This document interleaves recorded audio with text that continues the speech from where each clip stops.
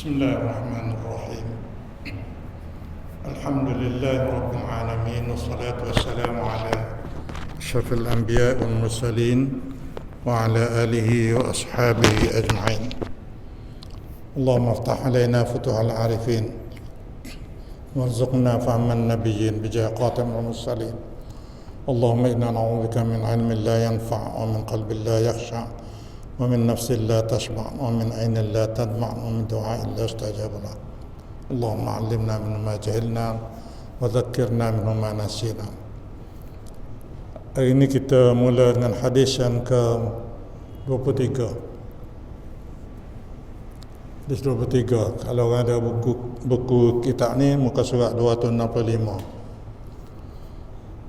An Abi Malik Al-Harith bin Asim Al-Ash'ari radhiyallahu anhu qala Rasulullah sallallahu alaihi wasallam at-tuhur syatrul iman walhamdulillahi tamla'ul mizan wa subhanallah walhamdulillahi tamla'an atau tamla'u ma baina as-sama'i wal ard was-salatu nur والصدقة برهان والصبر ضياء والقرآن حجة لك أو حجة عليك كل الناس غدو فبائع نفسه فمعتقها أو موبقها رواه مسلم. Maksudnya dari Abu Malik Al-Harith bin Asim radhiyallahu anhu katanya, sabda Rasulullah sallallahu alaihi wasallam, suci itu sebahagian daripada iman, dan alhamdulillah memenuhi timbangan, dan subhanallah dan alhamdulillah keduanya memenuhi ruang antara langit dan bumi, dan sembahyang itu cahaya, dan sedekah itu keterangan ataupun bukti, dan sabar itu sinaran, dan Al-Quran itu hujjah, yakni dalil bagi engkau atau atas engkau. Sekalian manusia itu berpagi-pagi, maka ada orang yang menjual dirinya lalu dimerdekakannya atau dibinasakannya. Riwayat Muslim. Itu ringkasan ataupun maksud ringkas kepada hadis. Kita pergi kepada penjelasan secara teratur mengikut tajuk yang disebut dalam hadis. Perkara pertama yang disebut oleh Rasulullah sallallahu alaihi wasallam ialah at-tuhur syatrul iman. Kebersihan ataupun suci ataupun bersuci merupakan sebahagian daripada iman. Bersuci sebahagian daripada iman. Apa dia bersuci ni? Bersuci ni mengikut setengah ulama, dia mentafsirkan bersuci ataupun kesucian itu ataupun kesucian dalam hadis ini membawa makna tinggalkan kerja dosa, sebagaimana firman Allah Subhanahu wa taala. Jadi dia bukan bagi makna yang mengikut kepahaman bodoh gitu dak ya, tapi dia berdasarkan kepada apa yang dijelaskan oleh Allah, iaitu Allah Taala menceritakan tentang kisah kaum Nabi Nabi Lut bersama dengan bersama dengan kaumnya, di mana Allah Taala berfirman, wa ma kana jawab qaumihi illa an qalu akhrijuhum min qaryatikum innahum unasun yatatahharun. Dan tidak ada jawab kaumnya melainkan mereka berkata, siapa dia? Maksud ayat ini ialah kaum Nabi Lut. Apabila Nabi Lut menentang LGBT, menentang apa dia panggil itu?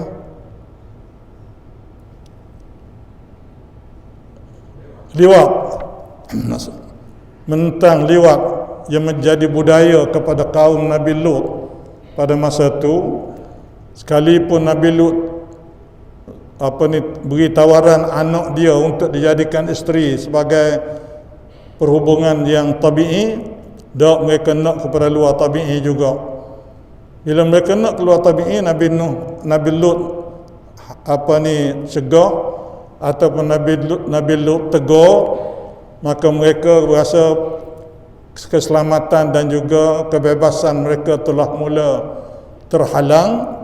Nabi Lut telah menjadikan kewujudannya sebagai penghalang kepada kebebasan yang diamal oleh kaum masing-masing. Lalu kaumnya mengambil keputusan, telah membuat keputusan, akhrijuhum min qaryatikum, halau dia keluar daripada negeri ini, buang daerah, buang negeri. Mana nak halau Nabi Lut? Bapa nak halau tu?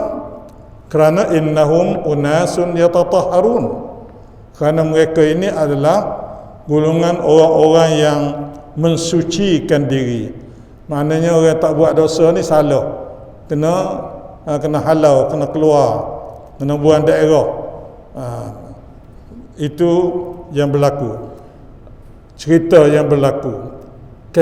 Apa yang kita sebut dalam melalui ayat ini ialah perkataan yatatahharun, innahum unasun yatatahharun, iaitu mereka mendakwa, orang-orang yang mendakwa mensucikan diri. Nabi Lut dan pengikut-pengikutnya orang juruh, orang suci diri, yang bersih daripada dosa, bersih daripada kerja-kerja derhaka kepada Allah Subhanahu wa taala. Dan satu ayat lain lagi ialah Allah Subhanahu wa taala berfirman, innallaha yuhibbut tawwabin wa yuhibbul mutatahhirin. Allah Subhanahu wa taala kasih ataupun sukakan mereka yang bertaubat, dan amat suka juga kepada orang-orang yang mensuci diri, iaitu orang yang tatahharun, yang melakukan kebersihan ataupun kesucian diri mereka. Dalam ayat lain, dalam surah Al-Muddathir, ya ayyuhal muddathir qum fa'anzir wa rabbaka fakabbir wa thiyabaka fatahhir. Wa thiyabaka fatahhir, pakaianmu hendaklah disucikan, yakni dibersihkan. Ini dengan makna kebersihan pada pakaian. Artinya bila Rasulullah sallallahu alaihi wasallam menyebut bahawa at-tuhuru syatrul iman, bersuci ataupun mensucikan diri itu adalah sebahagian daripada iman, kesucian di situ memberi dua makna. Pertama ialah kesucian daripada dosa, suci daripada kerja-kerja maksiat. Yang keduanya suci dan bersih pakaian ataupun zahir lahiriah, termasuk tubuh badan dan sebagainya. Imam Nawawi disebut dalam kitab kita ni, disebut Imam Nawawi meriwayatkan bahawa Imam Ghazali mentafsirkan maksud kesucian di sini ialah kesucian hati. Imam Ghazali dia tafsirkan suci sini dengan makna suci hati, iaitu suci hati daripada sifat curang, sifat belot, sifat khianat, sifat dengki, sifat dendam, dan dari segala penyakit yang tersemat ataupun yang duduk tumah dalam diri masing-masing.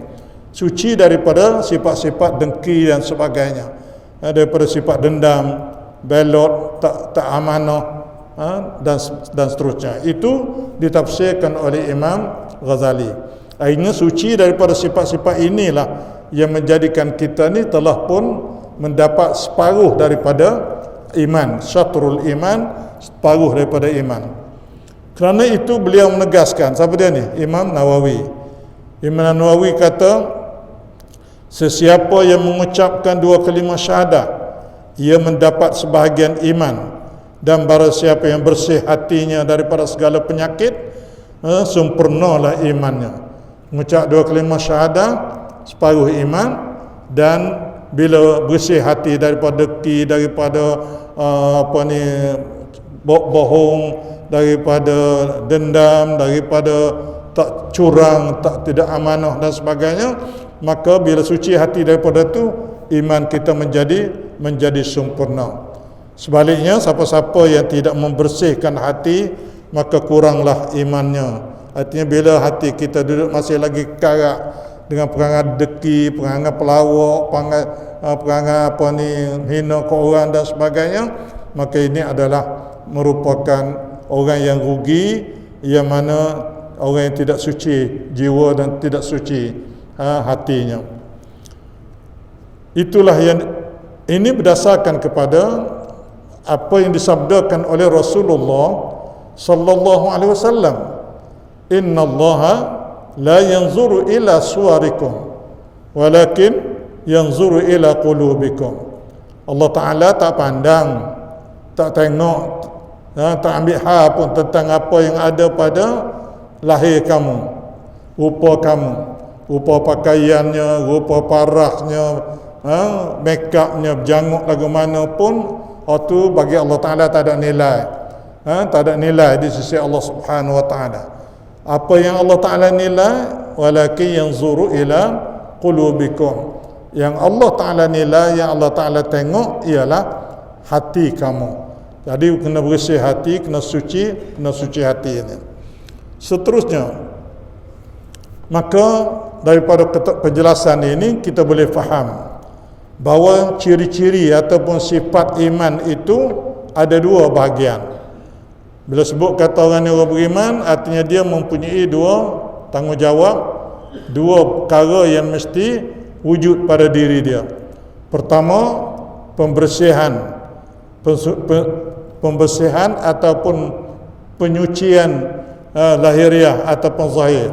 Dan yang kedua, pembersihan dan penyucian dari sudut batin. Artinya bila sebut seseorang itu beriman, maka iman dia tu mesti lengkap dua ciri, dua sudut ini. Sudut pertama, dia kena bersih zahir, pakaian pun kena bersih, tubuh badan pun kena bersih, itu zahir. Yang keduanya ialah kena bersih juga batin, hati dan fikiran, ataupun dengan bahasa kasar kita, kena bersih perut pedar kita.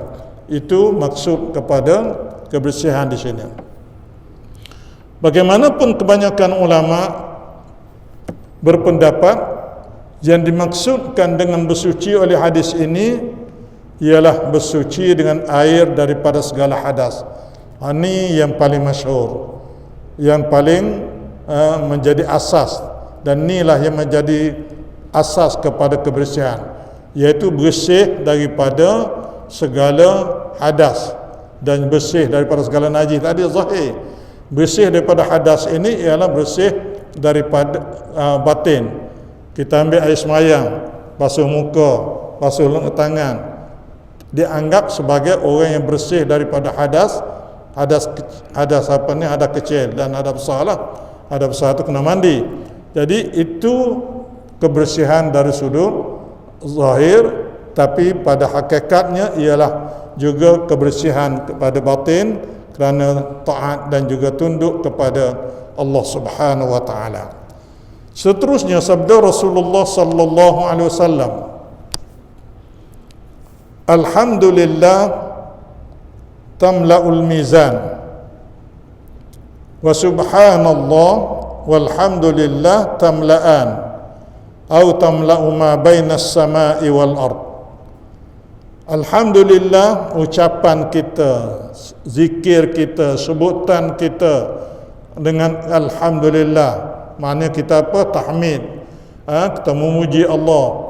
Lepas tu subhanallah, kita bertasbih kepada Allah Subhanahu wa taala. Kedua-dua ini, ucapan ini, kedua-dua ungkapan ini, dia akan memenuhi ruang antara langit dengan bumi. Besar nilainya, tinggi nilainya di sisi Allah Subhanahu wa taala. Berarti pahala ataupun juga ganjaran bagi orang yang menyebut ataupun yang berzikir, yang mengucap kalimah subhanallah dan juga alhamdulillah, dengan dia zikir tadi serta dia faham, dia memahami, ataupun dalam bahasa lain dia menghayati maknanya. Bukan subhanallah tu bagaimana orang sepak tunggu, masya Allah bagaimana orang kejut, dia tidak faham makna, tak tahu apa, maka itu lain. Tapi kita mengucap alhamdulillah, subhanallah, kita faham bahawa segala puji bagi Allah, subhanallah, maha suci Allah subhanahu wa ta'ala. Maka kita yakin bahawa segala kesempurnaan yang layak dipuji, yang mendapat kepujian hanya khusus, hanya pada Allah, bagi Allah semata-mata, dan segala kesempurnaan juga bagi Allah semata-mata. Jadi kita faham makna tu dan kita hayati dari sudut makna dan beramal dengan maksudnya. Bila beramal dengan maksud, mana apa? Beramal dengan alhamdulillah, Allah Ta'ala maha sempurna. Janganlah kita dari sudut semayang, Allah Ta'ala maha sempurna, tapi makan ikut tak ikut kesempurnaan hukum yang Allah Ta'ala tetapkan. Allah Ta'ala haram, Allah Ta'ala kata tak baik, Allah Ta'ala haramkan, kita kata kita mengambil kita katakan bahawa ini makanan asasi kita dan sebagainya. Begitu juga mengenai dengan pakaian, Allah Ta'ala kata pakaian ini tidak betul, tidak tutup aurat, haram, tapi kita kita menganggap ianya sebagai adat dan budaya kita, maka berarti seolah-olah kita tidak sempurna ataupun tidak menepati sikap kita memuji Allah, mengagungkan Allah subhanahu wa ta'ala. Jadi maksud alhamdulillah ini ialah segala puji, kepujian hanya bagi Allah, segala pujian, segala kesempurnaan. Dan subhanallah, maha suci Allah. Apa makna maha suci? Allah Ta'ala maha suci daripada sifat kekurangan, sifat lupa, sifat yang tidak sempurna lah. Suci daripada segala kekurangan dan juga segala kecacatan, bukan sahaja pada zat tapi juga pada sifat dan juga pada af'al. Pada zat Allah Ta'ala pun Allah Ta'ala maha suci daripada kekurangan. Sifat Allah Ta'ala juga sifat qudrat, sifat iradat, sifat hayat, sifat sama, basar dan kalam. Semuanya ini adalah Allah Subhanahu wa ta'ala bersifat dengan sifat yang sempurna, tidak ada kekurangan. Dan dialah Allah maha sempurna, sama ada pada zatnya, pada sifatnya, iaitu tiada permulaan, dia yang maha azali, yang wujudnya sejak daripada azali, tiada sesuatu yang sama dengan Allah Ta'ala, tak ada satu yang serupa yang sebanding dengan Allah. Begitulah seterusnya bagaimana disebut di dalam kitab-kitab berkaitan dengan akidah. Bila kita sebut alhamdulillah ataupun subhanallah, kita sebut zikir ini ataupun tahmid, kepujian kepada Allah Ta'ala ini, ganjaran terhadap kedua-dua ucapan itu memenuhi ruang langit dan bumi. Tamla'an bainas sama'i wal ard, dia memenuhi ruang langit dan bumi. Besar nilainya alhamdulillah dan juga subhanallah. Kedua-duanya maknanya kalau sekiranya kita nak gambarkan ataupun kalau kita boleh lembagakan ataupun perkataan alhamdulillah dan subhanallah taala ini, kalau dianya dijisimkan, dibentuk, ada tubuh badan, alhamdulillah tu mana tubuh badan? Tak ada. Kita jadikan dia sebagai satu benda, satu jisim. Kalau orang-orang lah, kalau benda-benda lah, kita gambarkan alhamdulillah itu satu jisim, satu badan, sebagaimana yang digambarkan oleh Rasulullah sallallahu alaihi wasallam. Dia kata athqal ma yudha'u fil mizan al-khuluqul hasan. Al-mu'minu ya'tihi amaluhu salih fi qabrihi fi ahsani surah wal kafir ya'tihi amaluhu fi aqbahi surah.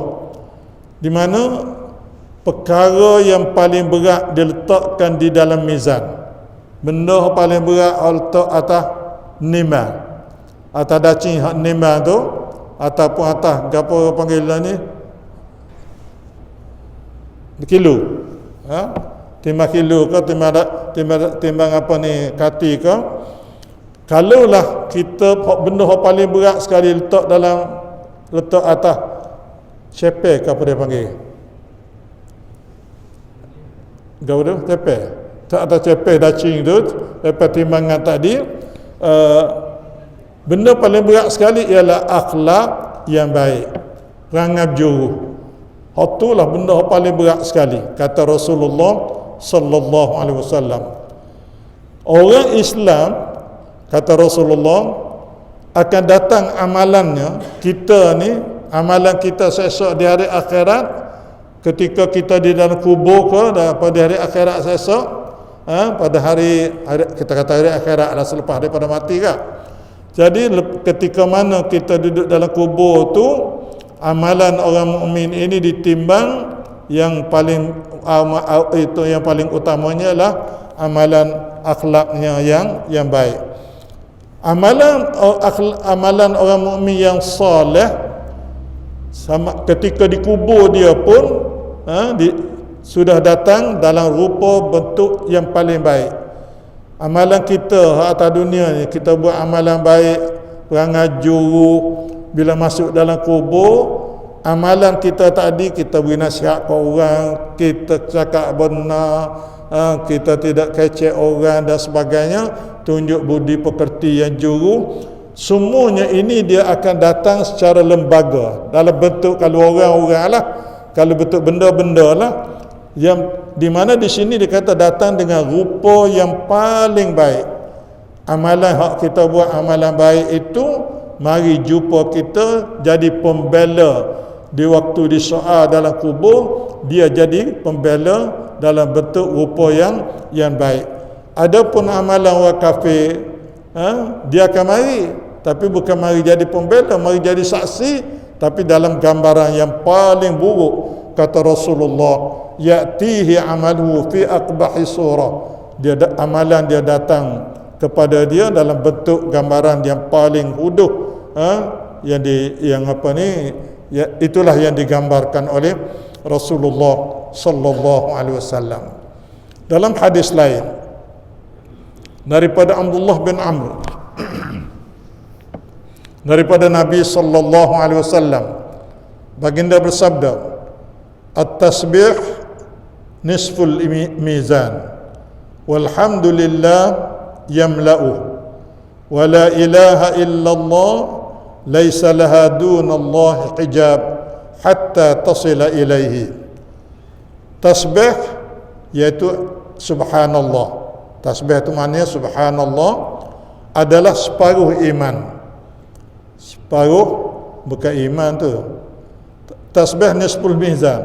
Tasbih adalah separuh timbangan, separuh daripada berat timbangan.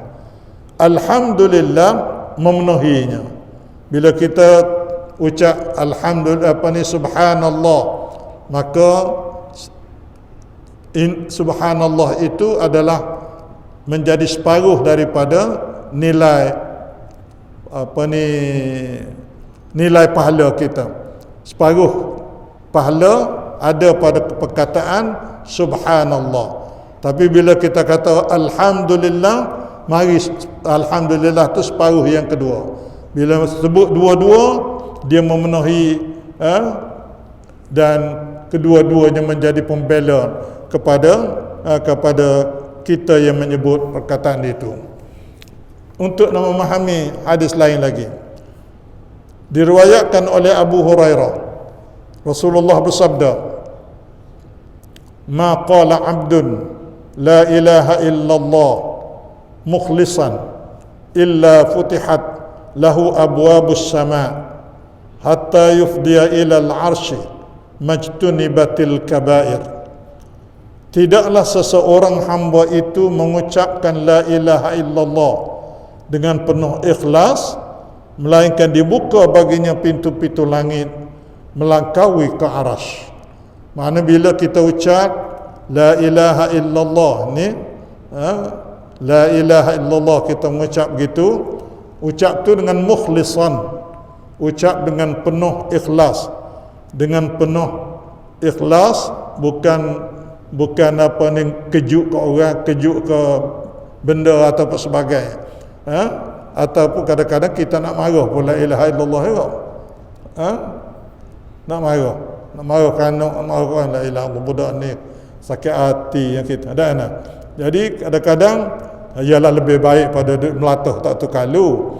Tapi biarlah apa yang kita latah dengan la ilaha illallah itu dengan penuh keikhlasan, dengan penuh kesucian hati kerana Allah Subhanahu wa taala, maka bila ucapan itu akan dibuka pintu langit.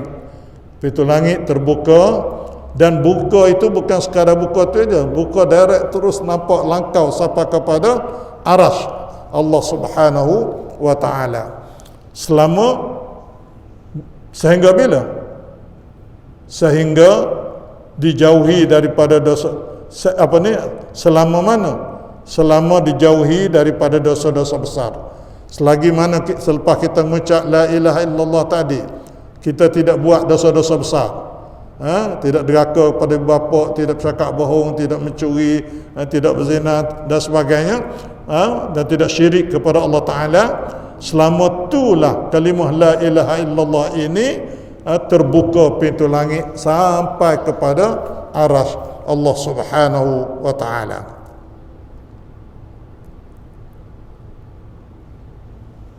Yang paling menarik ialah hadis riwayat daripada Abdullah bin Amr yang mengenai dengan Nabi Musa alaihissalam, di mana Rasulullah cerita ataupun Rasulullah bersabda, dia kata, inna Musa alaihissalam qala ya Rabbi allimni syai'an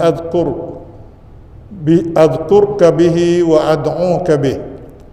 Qala ya Musa qul la ilaha illallah. Qala kullu ibadika yaqulu hadha, innama uridu syai'an yaqussuni bih.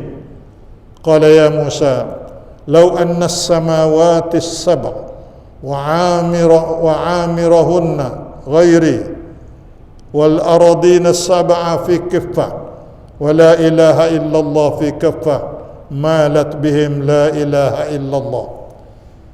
Nabi Musa alaihissalam dia memohon kepada Allah Ta'ala. Dia kata, ya Rabbi, hai Tuhanku, allimni syai'an adhkurka bihi wa ad'uka bihi.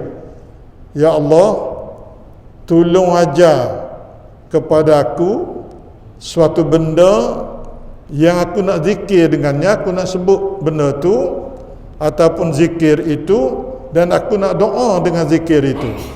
Doa kepadamu, nak ingat kepadamu dengan zikir itu. Kata Nabi Musa minta Allah Ta'ala royak ke dia satu benda, satu amalan zikir yang boleh yang istimewa, yang khusus kepada dia. Lalu Allah Ta'ala kata, ya Musa, hai Musa, qul la ilaha illallah. Mengucaplah la ilaha illallah ataupun tahlil lah, ucap la ilaha illallah.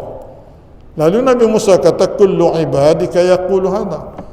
Ni orang, semua orang sebut dah, aku nak khusus. Innama uridu syai'an yakhussuni. Apa yang aku nak sebenarnya satu zikir yang khusus, yang orang lain tak zikir dengannya. Adapun kalimah la ilaha illallah tu budak pun ucap, orang tua pun mengucap, orang biasa pun mengucap, Nabi pun mengucap. Aku nak orang lain, nak zikir lain yang khusus bagi aku. Kata Allah Ta'ala jawab, ya Musa, law anna as-samawati as-sab'a wa 'amirahunna ghairi. Wahai Musa, kalau sekira sesungguhnya 7 petala langit dan apa yang ada dalam tujuh petala langit itu yang lain daripada aku, dan wal aradina sab'a, dan juga tujuh petala bumi. Kedua-duanya ni, tujuh petala langit, tujuh petala bumi ni fi kiffah, diletak atas tepe dacing, cepe dah. Cepe ke apa? Cepe dah. Cepe dacing itu dan tu sebelah tepe letak apa? Letak langit, tujuh petala langit, tujuh petala bumi.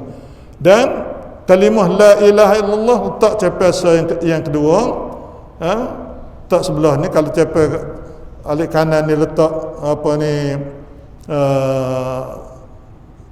langit dan bumi, maka tepe sebelah alik kiri ni letaknya kalimah la ilaha illallah, nescaya malat bihinna la ilaha illallah, berat alik kalimah la ilaha illallah. Itulah nilainya. Cuba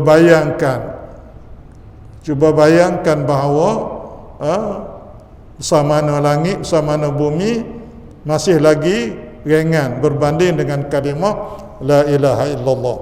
Itu yang diajar ataupun yang dinyatakan oleh Allah Subhanahu wa taala kepada Nabi Musa alaihissalam.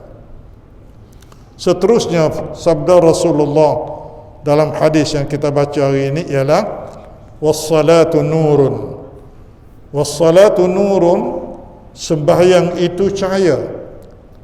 Yang kedua daripada perkara yang disebut dalam hadis ini ialah yang kedua apa? Yang ketiga. Dan yang ketiga ialah as-salatu nur, sembahyang itu cahaya. Apa makna sembahyang itu cahaya? Cahaya maksudnya yang menerangkan jalan hidup. Maksudnya sembahyang itu adalah merupakan cahaya yang menerangkan jalan hidup yang sebenar. Adapun yang lain, kalau lain pada sembahyang itu, kalau kita sembah, kita puja, itu bukannya cahaya yang boleh membawa kita berada di atas jalan yang benar. Sembahyang saja yang boleh menyelesaikan ataupun yang memastikan bahawa kita berada di atas jalan yang benar.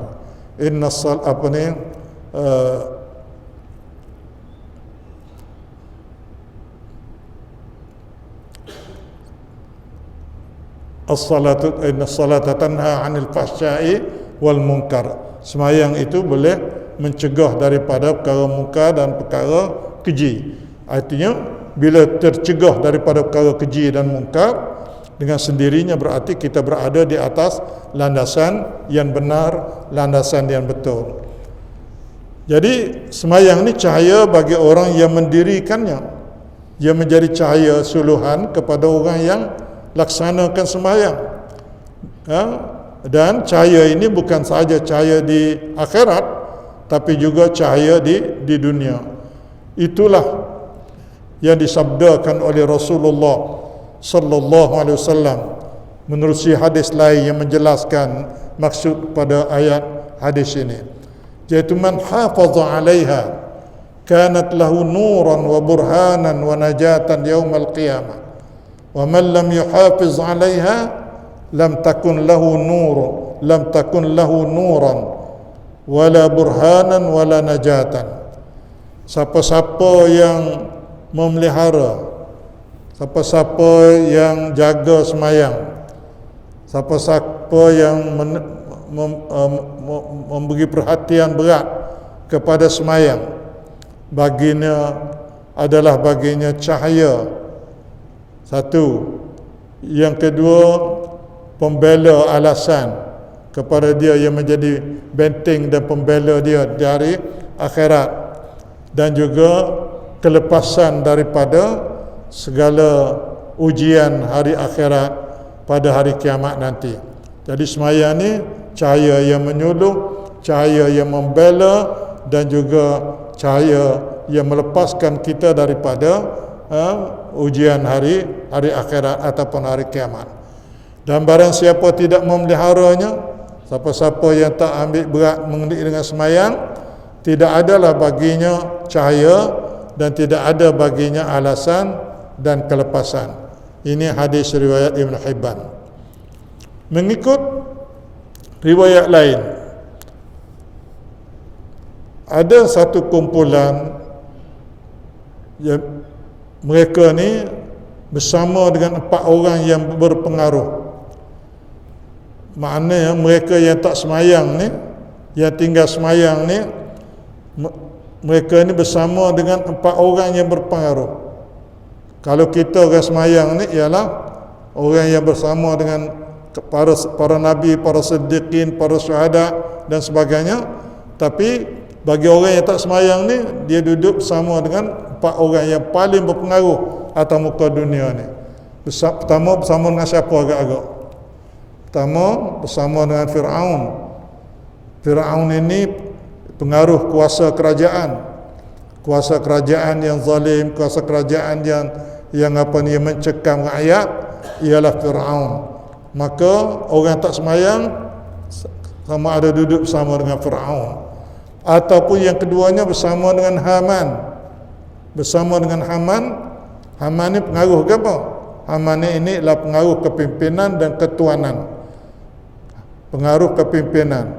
Nak tengok pemimpin hak jahat, pemimpin hak uduh, pemimpin hak khianat, pemimpin hak yang paling zalim, yang menunjukkan kepada ketuanan dia, tidak ada kesihan belah pada rakyat, tengoklah kepada Haman.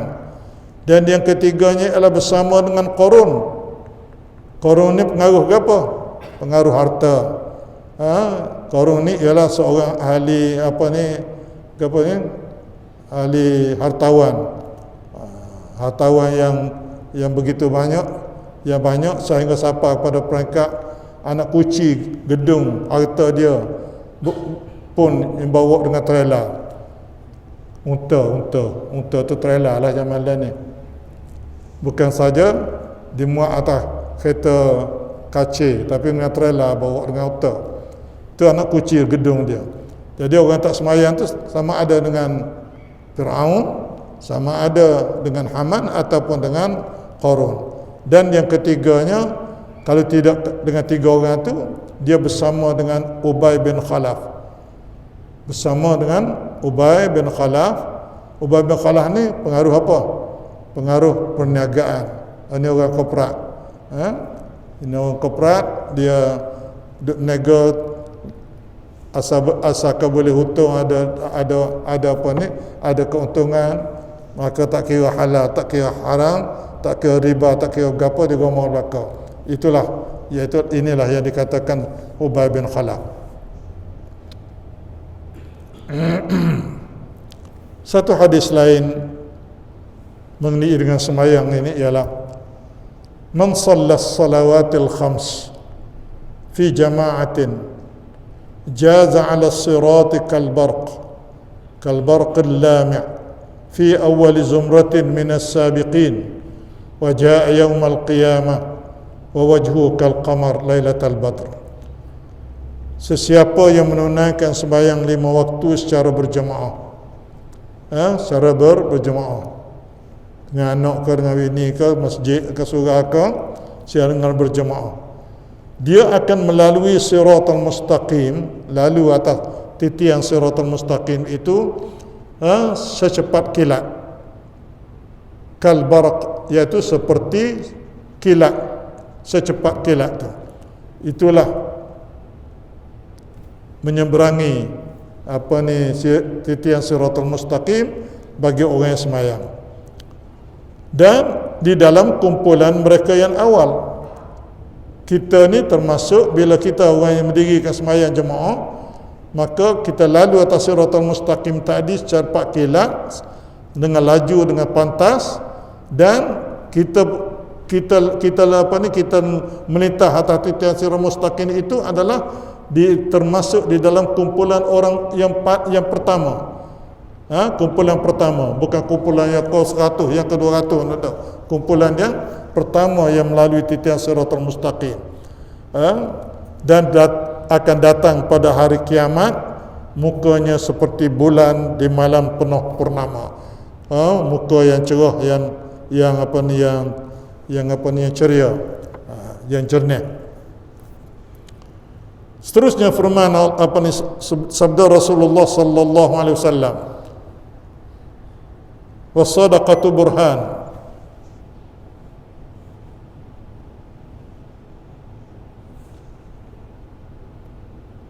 Wasadaqatu burhan. Sedekah itu sebagai saksi ataupun sebagai keterangan. Burhan makna dia sama ada bukti ataupun keterangan. Kalau diibaratkan kepada matahari, burhan itu ialah merupakan sinaran yang terpancar. Kalau burhan itu kita gambarkan dia sebagai berbentuk matahari, matahari mengeluarkan cahaya dan sinaran yang terpancar yang begitu terang. Maka sedekah kita, termasuk zakat yang kita bayar, juga termasuk dalam kumpulan sedekah. Bila kita mengeluarkan zakat dan membayar memberi derma, memberi sumbangan harta kepada orang-orang yang perlu, maka semua sumbangan sedekah kita itu adalah merupakan sebagai saksi dan keterangan kepada kita yang akan menerangi perjalanan kita di hari akhirat, dan moga-moga juga di dunia ini. Sebab itu sebagaimana disebut dalam hadis riwayat Abu Musa al-Ash'ari, inna ruhal mu'min takhruju min jasadihi laha burhanun ka burhanis syams. Ruh orang yang beriman akan keluar daripada jasadnya, baginya keterangan, bukti, hujah seperti sinaran matahari. Itu ruh orang yang beriman. Dan bila dia beriman, maka dengan sendirinya di antara amalan orang beriman ialah mengeluarkan zakat dan juga memberi sumbangan derma. Maka begitulah sedekah zakat adalah bukti dalil terhadap kesahihan iman dan juga kejernihan hati. Nak tengok iman kita ni iman yang betul, yang tepat dengan apa yang dikehendaki oleh Allah Subhanahu Wa Taala, dan nak tunjuk yang hati kita ni hati yang jernih, yang bersih, yang suci. Antaranya ialah dibuktikan oleh amalan sedekah, amalan sumbangan kepada golongan yang memerlu dan yang layak. Sebagaimana disebut dalam satu hadis, salasun man fa'alahunna faqad ta'ima ta'mal iman, man 'abada Allah wahdah wa annahu la ilaha illallah wa adda zakata mali tibatan biha nafsuh wa wafidatan alaihi kull 'am. Ada sifat seseorang yang boleh menikmati dan merasai kenikmatan iman. Kita ni berasa nikmat kita duduk dalam iman. Untuk kita nak merasai nikmat duduk dalam iman ini, kena ada 3 ciri ini. Pertama, abadallah wahdah. Siapa-siapa yang sembah dan juga beribadat kepada Allah sahaja, semata-mata. Tidaklah kita buat ibadat kerana nak tunjuk, kerana nak nyehu, kerana malu ke orang, tapi kita buat ibadat semata-mata kerana Allah Subhanahu Wa Taala. Wa annahu la ilaha illallah, kerana Allah Taala itu tak ada Tuhan melainkan Dia, iaitu Allah Subhanahu Wa Taala. Yang keduanya ialah wa adda zakata malihi, dia mengeluarkan zakat harta dia, tibatan biha nafsu, di mana dalam keadaan hati dia suci, bersih, ikhlas. Bukannya keluar tu kerana takut kena denda, malu ke orang ataupun sebagainya. Keluar zakat, nak keluar zakat beribu-ribu ni sayang. Kadang-kadang kita sayang, keluar tu sayangnya keluar juga. Pasal apa? Kerana malu ke orang. Artinya kita keluar bukan dengan tibah nafsu, iaitu bukan kerana suci hati. Yang nak keluarnya, yang naknya ialah keluar dengan suci hati, dan kita lakukan sepanjang setiap tahun. Itulah. Ada lagi, iaitu was-sabru dia. Panjang. Kalau kita nak sambung tengah jam lebih lagi ni. Jadi oleh kerana itu kita berhenti setakat itu dulu. InsyaAllah kita sambung minggu berikutnya, iaitu Wasabru dia, sabar itu sinaran ataupun cahaya yang menyinar. Wal Quran hujjatul laka au alaika. Yang keduanya ialah Quran itu hujah bagi kamu dan juga ke atas kamu. Yang ketiganya, kullun nas yaghdu. Manusia ni bangun pagi tak ada kira lain, kira nak jual diri dia. Ada yang jual untuk memerdekakan diri dia ataupun untuk menjanamkan diri dia. Itu adalah 3 perkara yang akan kita sambung minggu berikutnya. Wallahu a'lam bissawab. Allahumma ij'al al-hayata ziyadatan lana fi kulli khair waj'al al-mauta rahatan lana min kulli syarr. Rabbana atina min ladunka rahmah wa hayyi' lana min amrina rashada. Rabbana atina fid dunya hasanatan wa fil akhirati hasanatan wa qina adzaban nar.